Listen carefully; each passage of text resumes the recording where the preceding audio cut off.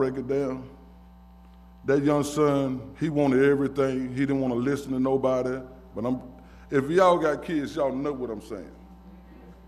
They don't want to listen. They done did everything, know everything, but ain't did nothing. Don't know nothing. But they want to tell us. You know, and that's all over the world today. You know, and he had to be broke down to poor, nothing. Looking around, the servants had more than he had. And at that point in time in his life, he realized, I can't do this by myself. He learned that he didn't have all the answers. You know, he needed some help. You know, his father, he let him go on and make his way because his father gave him a good foundation. And if we give our kids a good foundation as fathers, when they do have their problems, they will come back because it's just like a house. If you put it on a foundation, it will be there. If you don't give it no foundation, it's going to crumble. But when he realized he had made all these mistakes, and he wanted to go back home and ask for forgiveness. But his father didn't chastise him nothing. He took him in like a father would because it's still his child. Regardless of the wrong they do, they still our child. Now, if you turn your back on them, what do you think the people in the street going to do? Because they're not going to have their back.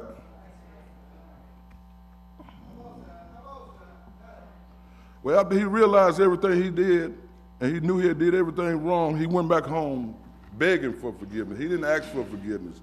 He was begging for forgiveness. He knew he had sinned, and he was just glad to be back in the graces of his father. And my thing about this, we got kids out here.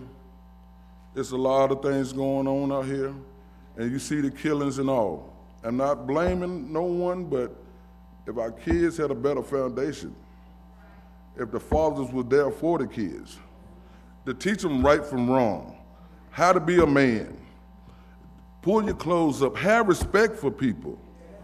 You know, don't put yourself in the situation if you don't want to be part of it. You know, instead of looking at them, not saying that they help them. It don't matter if you don't know them. Say something to them. Because they need guidance. Every kid don't have a father at home. But it's nothing wrong with a man speaking to a child, just trying to help him or mentor him. He don't have to be your child. You know, it takes a village to raise a child. And we are the village. So let's do our part and just help them. Don't talk about them. Everybody, that's what we all talk about. Do something for them. Because the kids supposed to be the future don't look promising. Y'all see the same news I see. Kids shot down, kids with the sagging pants. And we got to change somewhere. I mean, and church, what better place to change than the church? You know, just like they just said, you still got your joy after all you've been through because you in the church. That foundation of the church is like a rock. The good and the bad is still here. It's still here.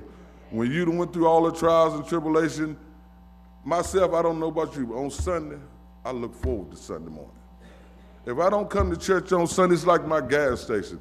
If I don't come and refuel, I'm going to run out of gas before the week is out. That's the way I feel about church. No, I'm not here all the time. I do still work, y'all. I got a family, I got 4 kids.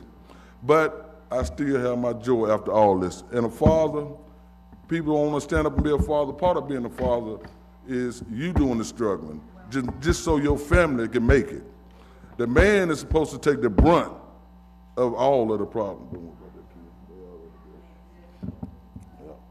But that's all I want to talk about today is fatherhood. I see kids walking the streets. Kids, every time I turn the news on, I mean, it's always somebody shot, something. But like I said, some of this shooting is part of our fault too. Now, we got to stand up and take the blame for it. Because if your child is out there in the middle of the night, he got his pants hanging down, and he don't have no kind of respect at all, then that's what he gonna get, no respect. Because in order to get respect, you have to give it. And that's the number one problem today, respect. Respect. And I can't emphasize on that enough, respect. People locking the door, black people always talking about people locking the doors when people come by because of respect. You looking like you're ready to take something, be pleasant, smile, speak to people. It don't hurt to speak to nobody. You know, instead of frowning like you're ready to take everything they got, that's why they scared. And leadership skills. Teach them something where they can lead. They don't have to always follow. We need leaders in the world today too. No, everybody can't lead, but somebody has to. I'd rather lead. I'd rather lead. And the last thing I'm going to talk about is how to be a man.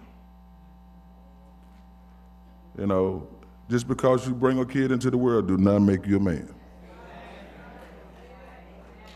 That does not define man.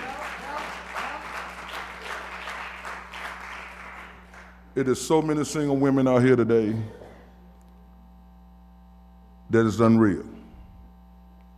Some of them by choice, some of them because they just had a sorry man. I'm sorry, that's the way I'm gonna put it.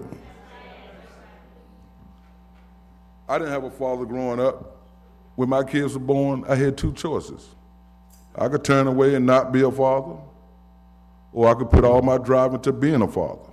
I chose to put all my drive into being a father. I chose to do that. Now, it haven't been easy, but I wouldn't give up the struggle for nothing in the world. When I look at my kids and see what they accomplished, I would not give it up for nothing in the world. They don't have to say nothing to me. I get joy just looking at them. It was worth the struggle. Heartaches, pain and suffering. It was worth all of it. And I don't have much more to say to you, except Happy Father's Day to the men. Happy Father's Day to the women that are single parents. And that's all I have to say. Thank you. Have a blessed day.